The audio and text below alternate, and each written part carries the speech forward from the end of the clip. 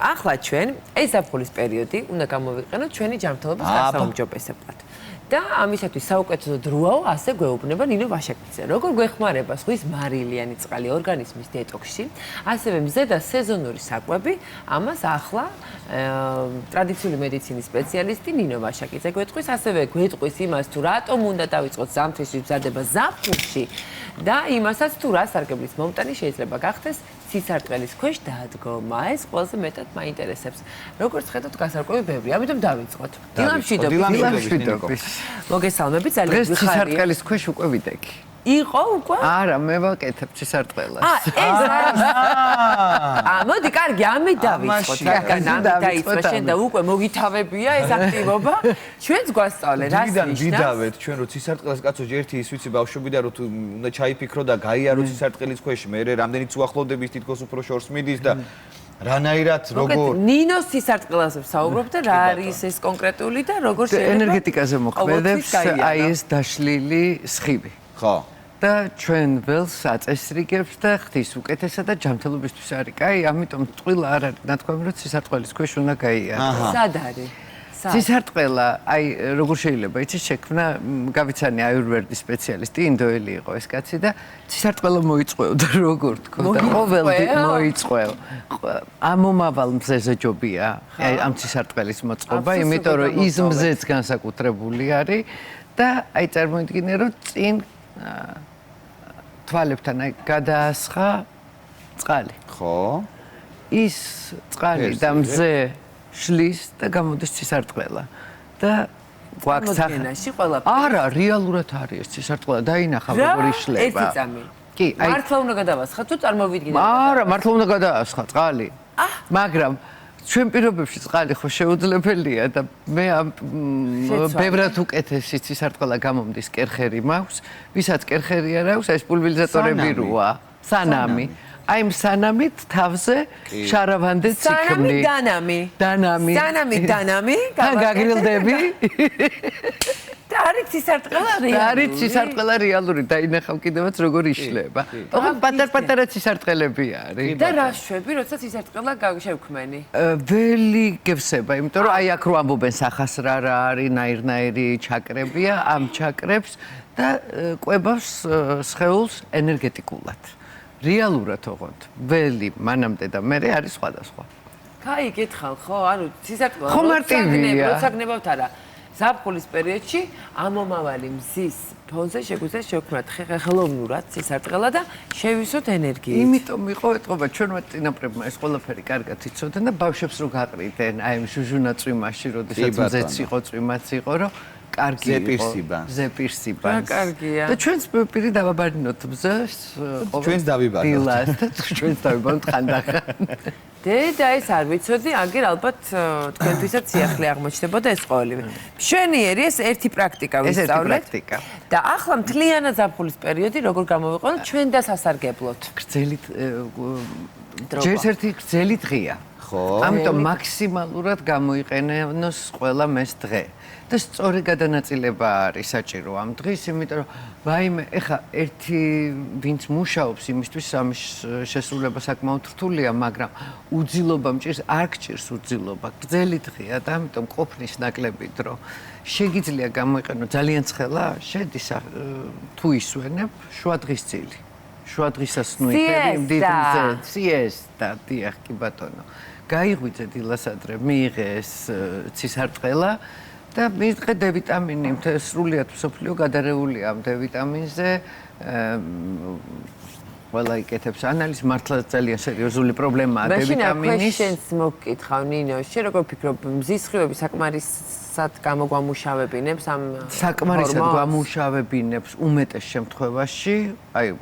შემთხვევაში, ოღონდ ეს უნდა იყოს, რა თქმა უნდა, დღის პირველი ნახევარი. და არა პაპანაქება და არა ლეღვის ნახარში. არც ვახსენოთ, ეს უკანასკნელი არც ვახსენოთ. ხო. მაგრამ მზის დამცავების სწორად წასმაც დილის 6 საათზე რო გადიხარ ზღვის სანაპიროზე არ უნდა წაისვა ზღვის ისა მზის დამცავი. ხო, რო დააჭერს კი ბატონო, აუცილებელია, იმიტომ რომ არ დაიწვა. ნახევრიდან წაისვი. 12-დანაც შეიძლება წაისვა. კარგი ნუამსხრო ყველანაირად. ნუ ეხლა ყველა ვისაც როგორ უფრო კანისთვის ხო, კანი ხო ცოდვა 12 საათი. აქაც დამოკიდებულია ენერგეტიკაზე. მე ვიყავი ადამიანი, რომელიც დილასაც კი 15 წუთის შემდეგ შეიძლებოდა მიმეღო მზის დარტყმა. იმდენად დიდი მქონდა სიცხის ენერგია. ადამიანს რომელსაც სიცხის ენერგია აკლდება, შეუძლია აი პაპანაკება მზეშიც კი მინახავს და მე თვითონაც გამომიცდია, ვერ წარმომედგინა, სულჩხუბობდი ამაზე, ვითფობდი ძვლებს. კი არ ცხელოდა ვითფობდი ძვლებს და შევედი იმ ადამიანების მდგომარეობაში, რომლებიც ვერ არიან კარგად და იმიტომ შეუძლიათ, თორე შეუძლებელია თუ შენ ენერგეტიკა შევსებული გაქვს, შეუძლებელია რომ პაპანაკება აი 2-დან 5 საათამდე იწვა. ხო გინახავთ? ჩვენივრად გრძნობენ თავს. კი, მინახავს. ნუ ეს არის განსაკუთრებული. მე იმდენად ძალიან მიყვარს მზე, მაგრამ არაფრით არ შემიძლია ესე პირდაპირ მესმის თქვენი, იმიტომ რომ მე უნდა მოძრაობდე, მაშინ წყალი.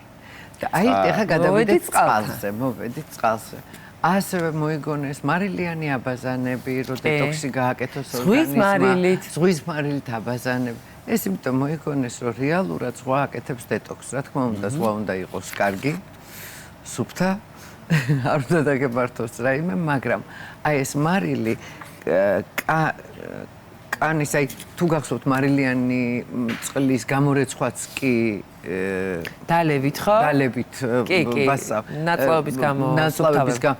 აი რასაც აკეთებს ნაწლავში, იგივეს აკეთებს გარედან მარილი. ანუ ჩვენი ორგანიზმიდან კანის მეშვეობით გამოყავს თუ რამე ნაგავია მაქსიმალურად. ამიტომ ზღვასთან ურთიერთობა არის ძალიან კარგი. და ლოგიკურად ეს ზღვის მარილი უნდა შევიტოვოთ, ზღვის წყალი უფრო სწორად კანზე, თუ აი ჩქარჩქარო ბანაობენ. იცი რა არის, ესეც ადამიანს გააჩნია. უმჯობესია რომ შეიტოვო, მაგრამ ვიღაცას ისეთი კანი აქვს, რომ იქვე წიწკნის, იქვე ვერ იტანს, ამიტომ ესეც გააჩნია რომელი ზღვა არის და გააჩნია კანს.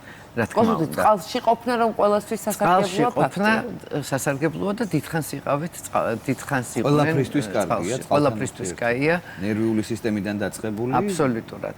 მაგრამ არანაკლებად კარგია ჩვენი მდინარეები. კი ბატონო. თის მდინარეები. აი იქ არის უკვე კონტრასტული. მე ვხდი კონტრასტული. ჩავწექით. ეს ყველაფერი ბუნებაში ბევრად უფრო სწორია. ვიდრე ჩვენ რასაც ვაკეთებთ, ნუ არა უშავს მარილიან აბაზანაში ჩავწვევი, არა, ზღვა უკეთესია რა. ნუ სადაც ხელოვნურ სისარტყელს ვაკეთებთ ნინო უკვე ამიერიდან.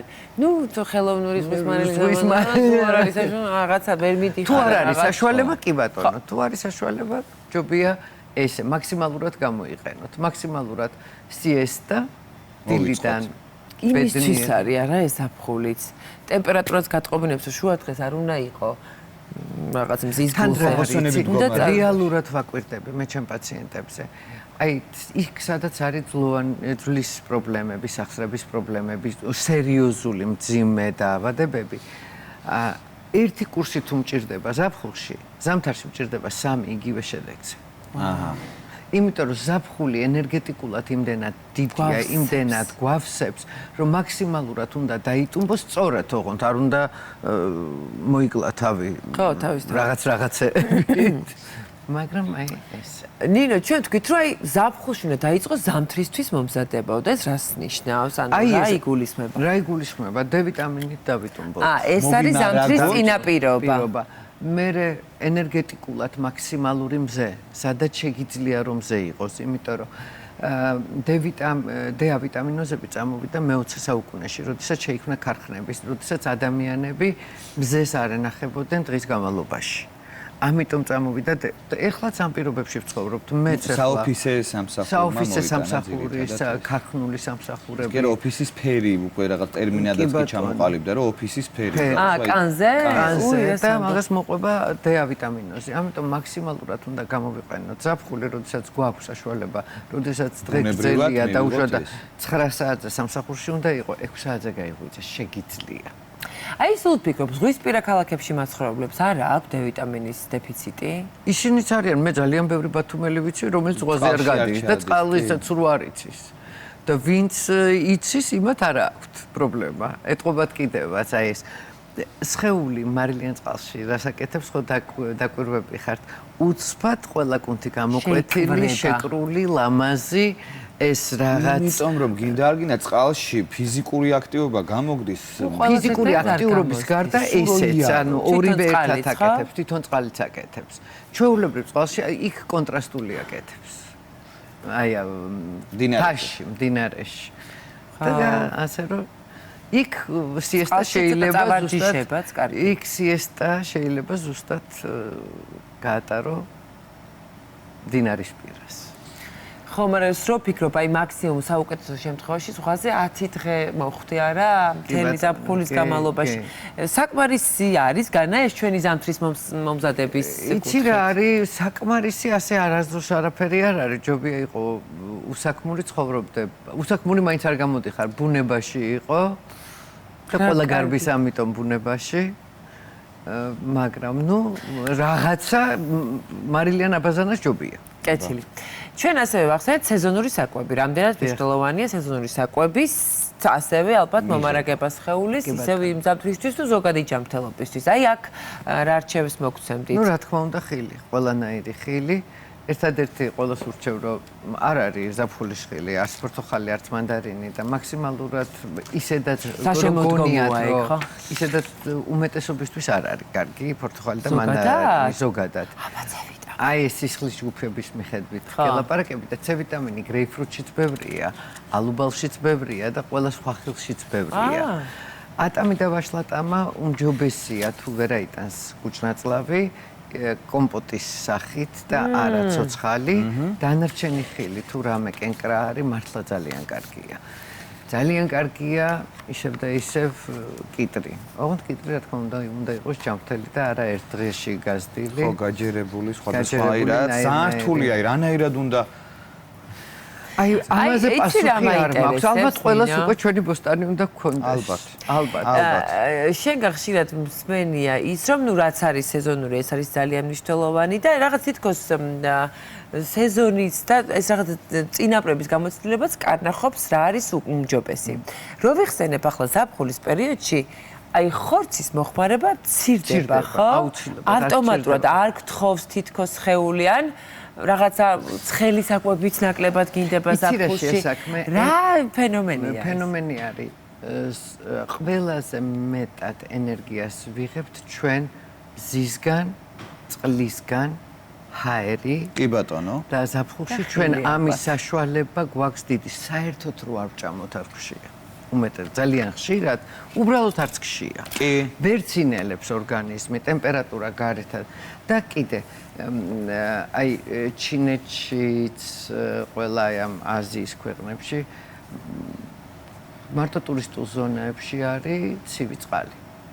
მაცივარს ვერ ნახავთ ცივი წყლისთვის, ოღონდ ეს არ არის, იმიტომ რომ უჭირთ, მაცევრები აქვთ, არ უჭირთ, იმიტომ რომ ორგანიზმისთვის არ არის კარგი აი ეს ყოველთვის ცივი წყლის მიღება. უკეთესია და უფრო კარგად დაიკმაყოფილებ ამ წყლის მოთხოვნილებას ჩვეულებრივი წყლით. ნუ კუჭისთვისაც ალბათ, რადგანაც კუჭს ჭირდება ძალდატანება, რომ მე ის ცივი ტემპერატურა გადმოიყვანოს თბილში და ასე შემდეგ. კი ბატონო. თუმცა ზოგჯერ აი ესეთ ცხელ დღეებში აი სული მომითქვამს ცივი წყლის რამდენიმე ყოფით აი მივხვდება რომ აი გამოვცოცხლი და მოვედი გონს. თბილი რასაც ვერ გამიკეთებდი. აი აკეთებ ცივის აი ეგრე ჩარაკრაკდა და ვფიქრობ აი გავცოცხლე. და მე ძალიან მიყვარს კიდე აი ამ ძალიან როცხელა ყინული. უბრალოდ ყინული. ჰა? და როცხელო არა, მე კი არ ვამბობ. ზომიერება ამ ყველაფერში. მე ვიცი რომ სხეული ძალიან დიდ ენერგიას ხარჯავს. ხო რომ ეს გაათქოს. კი ბატონო, მაგრამ 1 ლიტრი ცივი წყალი და 9 ლიტრი. არა. რა თქვი? ყლუპი, რამდენიმე ყლუპი. ვიხდი რომ სულის მოსათქმელად და არა ხანაყროვანებისთვის. კი ბატონო. კეთილი. მოკეთ საზაფხულო რჩევები. ზომიერება არის ოქროს წესი, რომლითაც ალბათ ყველაფერში არის ასურველი რომ ვიხელმძღვანელოთ, მით უფრო ჭამას მაშით და მით უფრო ჯანმრთელობასთან რაც კავშირში იმაში. ნინო, ძალიან დიდი მადლობა. მთელი წლის განმავლობაში გაწეული რჩევებისთვის, ჩვენი მაყურებლებისთვის. ყველას უყვარს შენი მოსმენა, იმიტომ რომ ყოველთვის ისეთ მარტივ დიდ ძალისხმევას რო არ მოითხოვს და აი რაღაც საკუთარი ძალებით გასაკვავებ რჩევებს აძლევ ხოლმე, რა თქმა უნდა, ეს გასამხნევები. შეუფასებელი რამ არის. დავდგეთ და გავიღიმოთ. კი ბატონო. ასეთი დავკარგილას უფრო კარგად იქნება ყველაფერი. მადლობა ნინიკო. ბედნიერი ზაფხული შენ. მადლობა თქვენც ასევე. მადლობა ჩვენ